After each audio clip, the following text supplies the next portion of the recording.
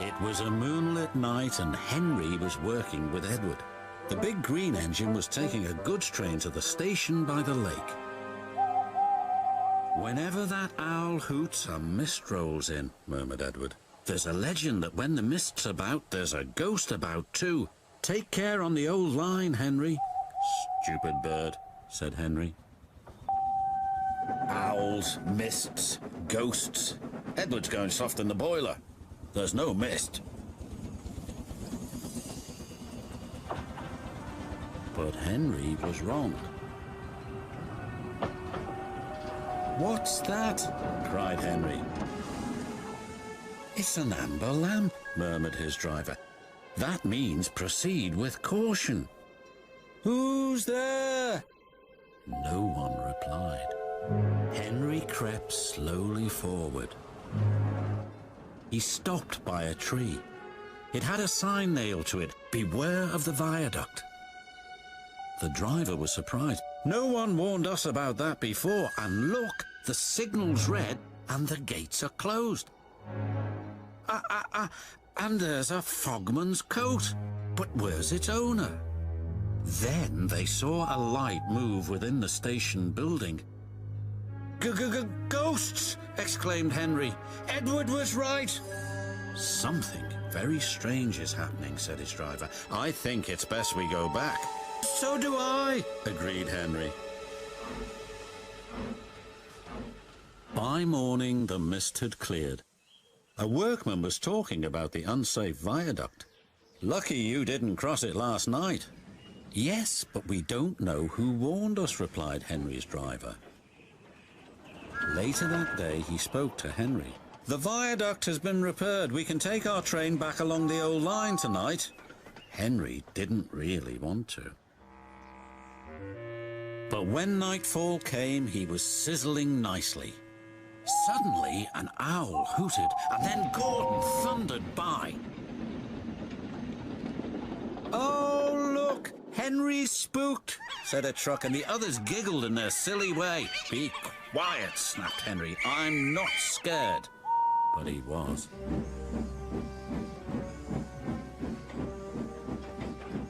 A little later, the fog came down. As they approached the same area, they saw the amber light again.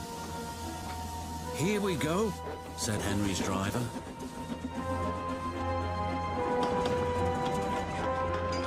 Then, unbeknown to Henry, the gates mysteriously closed by themselves, and the signal went red. The trucks had seen all, and they were spooked too. "Faster, faster! There's a ghost about!" "Stop! Stop!" yelled Henry. A mysterious figure watched Henry go by. Ahead was a landslide blocking the line. Henry braked hard, but the trucks hit some of the rubble and plunged into the ravine.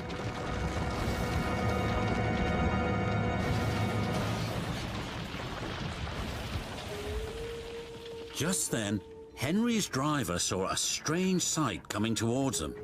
"What's that?" he said. The fireman laughed. "That's our ghost. It's old Bailey, the fogman." Old Bailey was very cross. "I tried to warn you about that viaduct. Why didn't you pay attention?" "We're sorry we ignored your warnings," replied the driver. "Is there anything we can do to thank you?" "I'd like to operate that old station again, if you let me. I promise I won't spook Henry." And in a little while, old Bailey's wish was granted. "You and your station will be really useful," said the Fat Controller. "Let's hear a hearty thank you to the friendliest, ghost on the island." Everyone cheered, especially Henry, who was the happiest of all.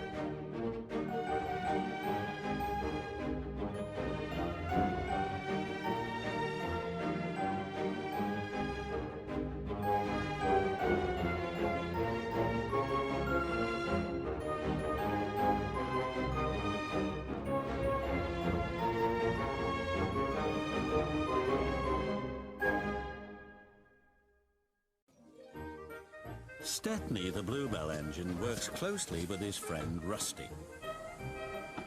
One day, the Fat Controller came to see him.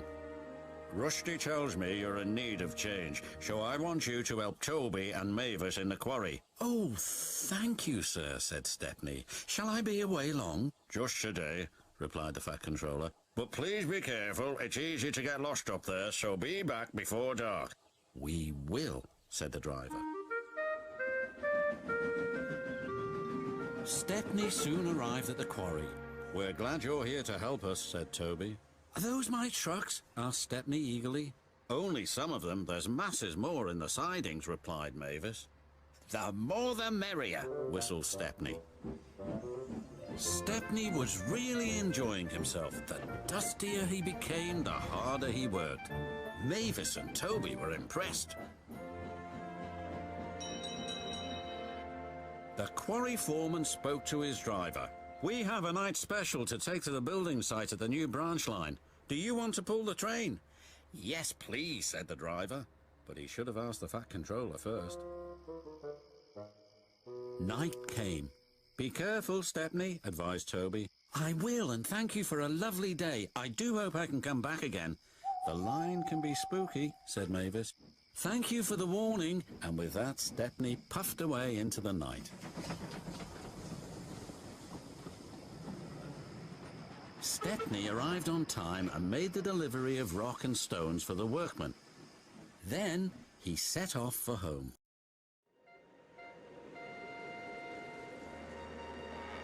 Oh, what's that?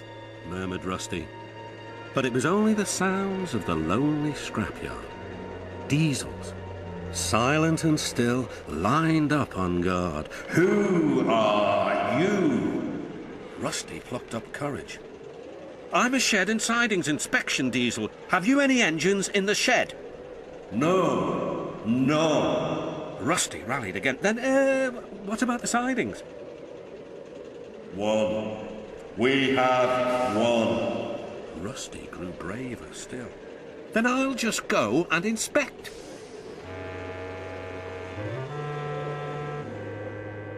A small engine with a tall funnel stood sad and alone in the shadowy siding. His driver was huddled in the cab, keeping him company. Excuse me, said Rusty. Do you like bluebells? The engine looked startled. Yes, bluebells are beautiful. Then you're soon going to see lots of them because I'm getting you out of here. Everyone worked fast. It was difficult to set the fire, but soon it was glowing hot and Stepney had a good head of steam. Rusty's engineer agreed to be Stepney's fireman. So off they set, past the bleak and brooding line of diesels. Where is he going? They hissed. Just down the line, replied Rusty. And they chuffered quickly away. We've done it! We're over the border and back on our own railway. Mission accomplished.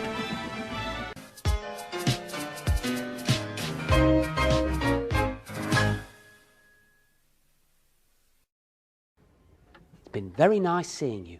Goodbye.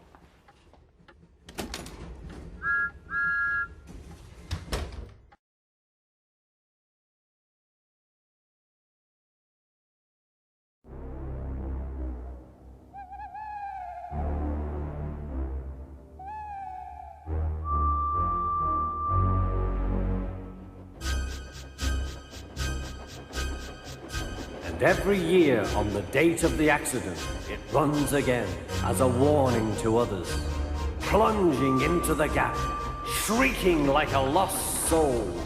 Percy, what are you talking about? The ghost train. Driver saw it last night. Where? Asked Thomas and Toby. He didn't say. Oh, it makes my wheels wobble to think of it. Huh, said Thomas. You're just a silly little engine. I'm not scared.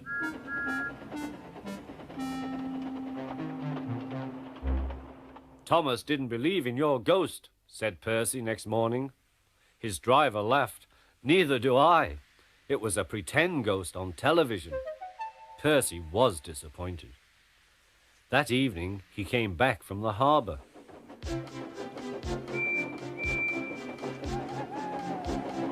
Percy knew where he was, even in the dark. Crow's Farm Crossing. We shan't be long now.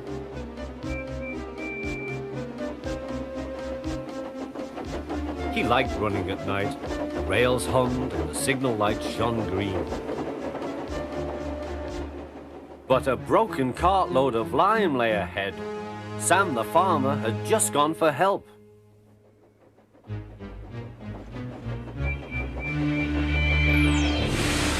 Percy broke the cart to smithereens. Lime flew everywhere. He puffed quickly to the nearest signal box. Percy's driver explained what had happened. "I'll see to it," said the signalman, "but you'd better clean Percy, or people will think he's a ghost." Percy chuckled. "Do let's pretend I'm a ghost and scare Thomas. That'll teach him to say I'm a silly little engine." Toby promised to help.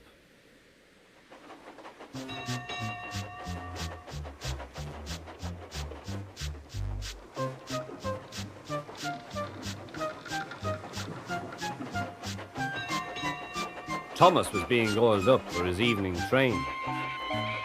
"Percy's had an accident," cried Toby. "Poor engine," said Thomas. "Botheration! That means I'll be late. They've cleared the line for you, but there's something worse. Out with it, Toby. I can't wait all evening. I've just seen something," said Toby. "It looked like Percy's ghost. It said it was coming here to warn us." "Huh! Who cares? Don't be frightened, Toby. I'll take care of you."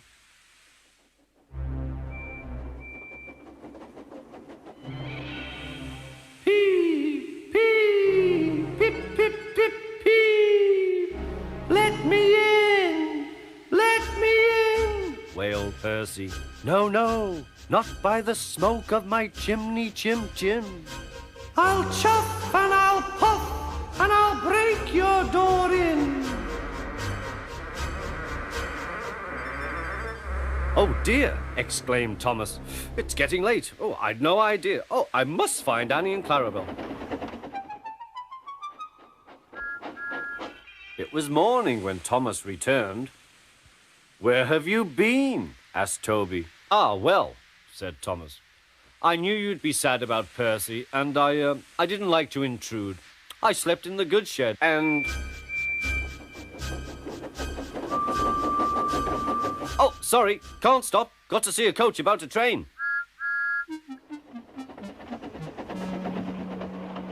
Percy was none the worse for his adventure and was still enjoying himself enormously. He had heard everything. Well, well, well. What do you know about that? "Anyone would think," chuckled Toby, "that our Thomas had just seen a ghost."